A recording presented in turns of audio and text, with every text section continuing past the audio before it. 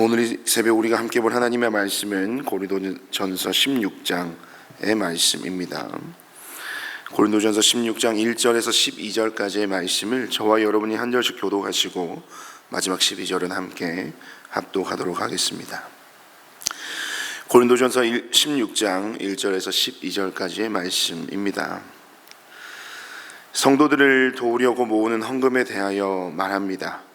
내가 갈라디아 여러 교회에 지시한 것과 같이 여러분도 그대로 하십시오. 매주 첫날에 여러분은 저마다 수입에 따라 얼마씩을 따로 저축해 두십시오. 그래서 내가 갈 때에 그제야 헌금하는 일이 없어야 할 것입니다. 내가 그리로 가게 되면 그때 여러분이 선정한 사람에게 내가 편지를 써 주어서 그가 여러분의 선물을 가지고 예루살렘으로 가게 하겠습니다. 나도 가는 것이 좋다면 그들은 나와 함께 갈 것입니다. 나는 마케도니아를 거쳐서 여러분에게로 가겠습니다. 내가 마케도니아를 지나서 여러분에게로 가면 얼마 동안은 함께 지낼 것이고 어쩌면 겨울을 나게 될지도 모르겠습니다. 그 다음에 여러분은 내가 가려는 곳으로 나를 보내주시기를 바랍니다. 지금 나는 지나가는 길에 잠깐 들러서 여러분을 만나 보려는 것은 아닙니다. 주님께서 허락해 주시면 얼마 동안 여러분과 함께 머무르고 싶습니다. 그러나 오순절까지는 에베소에 머물러 있겠습니다. 나에게는 큰 문이 활짝 열려서 일을 많이 할 수 있는 기회가 왔습니다. 그러나 방해를 하는 사람도 많이 있습니다. 디모데가 그리로 가거든 아무 두려움 없이 여러분과 함께 지낼 수 있도록 보살펴 주십시오. 그도 나와 마찬가지로 주님의 일을 하는 사람입니다. 그러므로 아무도 그를 업신 여겨서는 안 됩니다. 그리고 그가 내게로 돌아올 때에 그를 평안한 마음을 지니게 해서 보내주십시오. 나는 형제들과 함께 그를 기다리고 있습니다. 형제 아볼로에 대하여 말하겠습니다. 내가 그에게 다른 형제들과 함께 여러분에게 가라고 여러 번 권하였지만 그는 지금 갈 마음이 전혀 없습니다. 그러나 적절한 때가 오면 갈 것입니다. 아멘. 네, 오늘 고린도전서 16장 1절에서 12절 말씀을 가지고 성도를 위하는 헌금이라는 말씀의 제목으로 여러분과 함께 잠시 하나님의 말씀의 은혜를 나누도록 하겠습니다. 네, 우리는 어제까지요, 이 고린도전서 15장을 통해서 이 부활에 관한 말씀을 함께 묵상하고 또 함께 나누었습니다.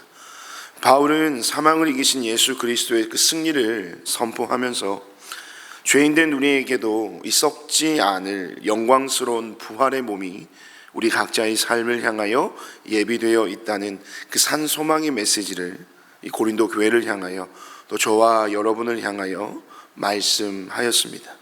그리고 그 마지막 부활의 말씀 가운데 15장의 말씀을 이렇게 마무리하는데요. 그러므로 나의 사랑하는 형제 자매 여러분, 굳게 서서 흔들리지 말고 주님의 일을 더욱 많이 하십시오. 여러분이 아는 대로 여러분의 수고가 주님 안에서 헛되지 않습니다 라는 말로 이 부활장 15장의 말씀을 마무리하였습니다.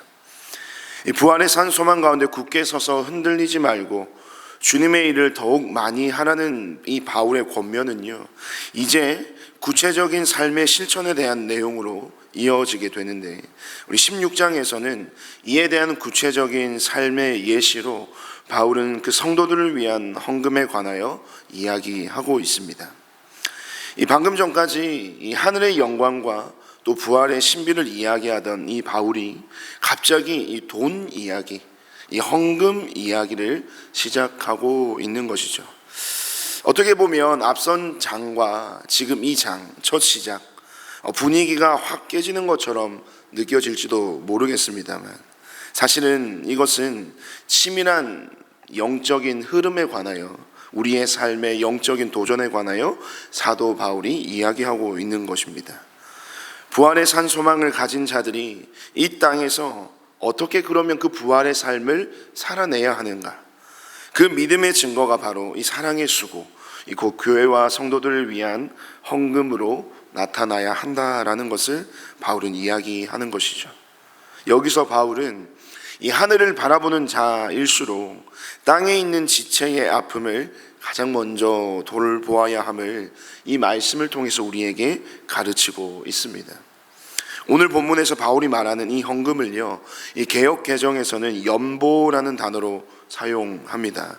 연보는 버릴 연자에 도울 보자를 써서요, 재물을 내어 돕는다라는 뜻을 가지고 있습니다만, 이 본문 3절을 보시면 바울은 이 연보를 이 특별한 선물이라는 단어, 이 특별히 선물이라는 단어와 연관해서 설명하고 있는 것을 볼 수 있습니다.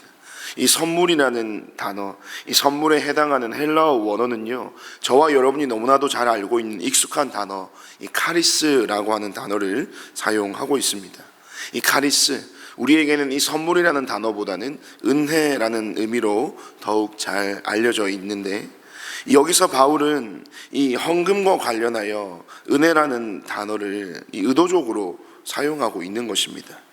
왜 그러냐? 바울은 이 헌금을요, 단순히 돈을 모으는 행위, 돈을 지출하는 행위, 돈을 바치는 행위로 보지 않고, 이 성도가 하나님께 받은 은혜가 너무나도 크기 때문에 주님께 받은 그 큰 은혜를 또 다른 그 은혜가 필요한 자들에게, 다른 지체들에게 흘려보내는 은혜의 선물이 바로 헌금이라고 정의하고 있는 것입니다. 바울이 지금 말하고 있는 헌금에 대한 이 정의는 예수를 믿는 성도들에게 있어서 특별히 물질에 대한 지경을 넓혀준과 동시에 이 헌금에 대한 유익함을 알게 합니다. 다시 말하자면 이 물질에 사로잡혀 물질의 노예로 살아가고 있는 오늘날 저와 여러분으로 하여금 이 물질의 굴레와 그 속박으로부터 벗어나 내 삶에 물질을 허락하신 그 하나님의 목적과 의중을 깨닫게 하는 말씀이 바로 오늘 바울이 우리에게 알려주는 은혜의 선물로서의 헌금, 연보라는 것입니다. 성도 여러분, 이 부활의 소망을 가진 성도들은요, 절대 이 물질에 목숨을 걸지 않습니다. 왜냐하면 이 땅의 삶이 내 인생의 전부가 아님을 알기 때문입니다. 지금 내가 가진 나의 생명도, 내가 가진 나의 재물도 다 주님의 것이고, 나는 잠시 그것을 맡은 청지기일 뿐이라는 것을 고백하며 사는 자들이 바로 부활의 사람들인 것이죠. 그러므로 부활을 믿는 자의 연보는요, 인색함이나 억지가 아니라 내게 베푸신 하나님의 은혜를 이웃의 손에 쥐어주는 가장 구체적인 사랑의 고백이 되는 것입니다. 그렇다면 당시 고린도 교회를 향한 비롯한 이 이방인 교회들이 왜 저 멀리 유대 땅에 있는 그 예루살렘 교회를 위해 이토록 힘써 연보를 모아야만 했을까요? 여기에는 역사적인 아픔과 또 깊은 신앙적인 의미가 담겨 있었습니다. 당시 역사학자 요세푸스의 기록과 또 사도행전의 말씀에서 보면 그 시절 로마 제국의 모든 압제를 받던 그 땅, 특별히 유대 지방의 글라우디오 황제의 시절에 이 대기근이 닥쳤다라는 것이 기록되어 있습니다. 이 안 그래도 가난한 땅에 흉년까지 들게 된 것이죠. 게다가 예루살렘 교회의 성도들은 그 예수님을 믿는다는 이유로 유대교 사회에서 완전히 고립되었었습니다. 직장을 잃고 또 재산을 다 빼앗기고 경제적인 기반이 완전히 무너진 채 당장의 생존의 위협을 받는 이 절대 빈곤의 상태에 있었던 공동체가 바로 예루살렘 교회 공동체였던 것이죠. 이 소식을 들은 바울은 이방인 교회들에게 연보를, 이 헌금을 요청합니다. 여기에는 이 놀라운 신앙적인 신비가 담겨져 있는데요, 그 첫째는 예루살렘 교회를 위한 연보를 통해 이방인 교회들은 이 복음의 빚을 갚았다는 것입니다. 고린도 교회 성도들이 구원의 기쁜 소식을 들을 수 있었던 그 구원의 복음의 소식의 시작점이 여러분 어디였습니까? 바로 예루살렘 교회였습니다. 영적인 빚을 지은 이방인 성도들이 이제는 물질의 궁핍함을 겪고 있는 또 영적 고향인 예루살렘 교회를 향하여 이 육신의 것으로 섬기는 것이 마땅하게 여겼다는 것이죠. 바울은 이 사랑의 수고를 감당할 때 충동적으로 하지 말고 구체적인 원리를 따라 할 수 있기를 2절의 말씀을 통해서 고린도 교회 성도들에게 권면하고 있는데요. 우리 시간 2절 말씀을 함께 다시 한번 한 목소리로 한번 읽도록 하겠습니다. 2절 말씀입니다. 매주 첫날에 여러분은 저마다 수입에 따라 얼마씩을 따로 저축해 두십시오. 그래서 내가 갈 때에 그제야 헌금하는 일이 없어야 할 것입니다. 바울은 이 짧은 한 구절 속에서 부활을 믿는 성도가 이 물질을 다스리고 이웃을 사랑하는 이 세 가지 구체적인 실천 원리를 저와 여러분에게 제시하고 있습니다. 그 첫째는요, 정기성의 원리입니다. 이 말씀에서 바울은 매주 첫날에 하라고 이야기는 하고 있죠. 안식 후 첫날, 즉 지금의 주일은요, 이 우리 주님이 사망 권세를 깨뜨리고 부활하신 날입니다. 성도가 주일 아침에 눈을 떠서 이 예배당으로 향하며 또 연보를 구별하는 것은 단순히 일주일에 한 번 돈을 내는 행위가 아닌 것이죠. 내 인생의 시작은 주님의 부활에 있습니다. 이번 한 주간의 삶도 주님의 은혜로 살아가겠습니다라는 신앙의 고백을 매주 정기적으로 주님 앞에서 훈련하는 것입니다. 우리의 신앙이 흔들리지 않으려면 우리의 삶의 루틴이 중요한 것처럼 이 사랑의 수고 역시 내 기분이나 형편에 따라 들쭉날쭉하는 것이 아니라 매주 첫날을 구별하여 드리는 이 정기적인 거룩한 습관이어야 한다는 것입니다. 두 번째는 이 동참과 비례의 원리를 이야기합니다. 말씀 보시면 너희 각 사람이 수입에 따라라고 이야기를 하고 있습니다.